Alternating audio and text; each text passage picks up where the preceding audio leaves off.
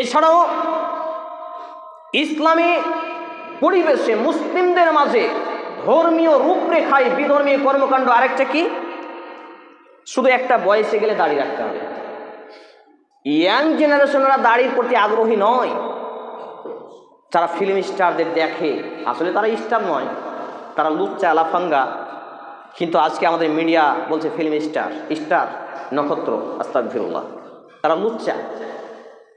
তো এই লুচ্চাদেরকে দেখে তারা দাড়ি কাটে, তারা চুল কাটে, সেই রকম ছেঁড়া প্যান্ট পরে। কথা কি বানিয়ে বললাম না বাস্তবতা থেকে বলছি?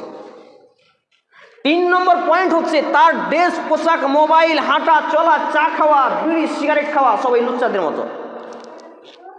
বাম হাতে চায়ের কাপ ধরেছে, ডান হাতে সিগারেট টানছে, পায়ের উপরে পা তুলেছে। কি করে গো? না ছেলে মাস্টার।